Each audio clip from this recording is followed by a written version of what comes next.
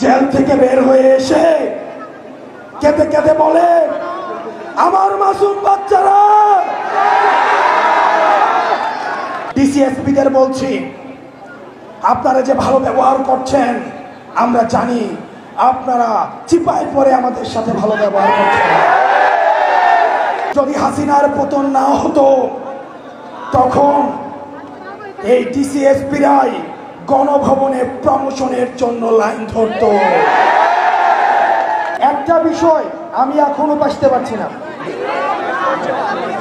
যারা ছাত্র, আপনারা যারা পরবর্তীতে ওসি হবেন, এসপি হবেন, ডিসি হবেন, আপনারা কি কোনো রাজনৈতিক দলের দালালি করতে চান? আপনারা কি আর কোন স্বৈরাচারের পাহারাদার হতে চান? প্রিয়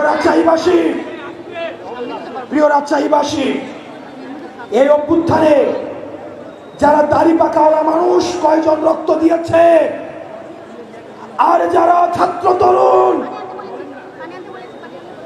তারা কয়জন রক্ত দিয়েছে? যারা সংস্কার কার্যক্রম বন্ধ করতে চান আপনাদের তরুণদের সাথে বসতে হবে, তাদেরকে জিজ্ঞেস করতে হবে যে তারা আর দাবেদারি করতে চায় কিনা। এই তরুণ সমাজ আর দালালি করতে চায় না, এই তরুণ সমাজ আর দালালি করতে চায় না, এই তরুণ সমাজ দাবেদার হতে চায় না, এই তরুণ সমাজ আর স্বৈরাচার হতে চায় না। সুতরাং যারা সংস্কারের বিরুদ্ধে অবস্থান নিয়েছেন আপনারা জেনে রাখুন, আপনারা এই তরুণ সমাজের বিরুদ্ধে অবস্থান নিয়েছেন, এই জাঞ্জির বিরুদ্ধে অবস্থান নিয়েছেন।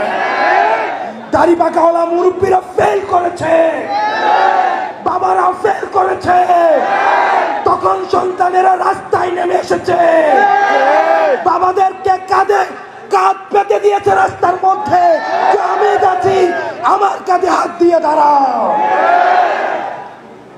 জেল থেকে বের হয়ে এসে কেঁদে কেঁদে বলে, আমার মাসুম বাচ্চারা।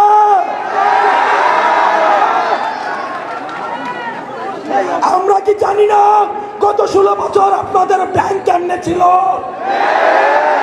আপনাদের ব্যবসা কেমনে ছিল? আমরা সব জানি।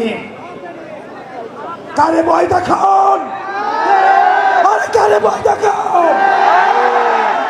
আমাদের হারানোর কিছুই নাই, আমাদের ব্যাংক নাই, আমাদের লুটপাটের ব্যাংক নাই যেটা আমরা হারাবো।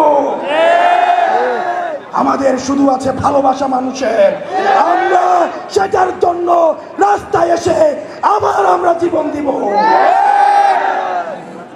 ডিসিএসপিদের বলছি, আপনারা যে ভালো ব্যবহার করছেন আমরা জানি, আপনারা চিপায় পড়ে আমাদের সাথে ভালো ব্যবহার করছেন।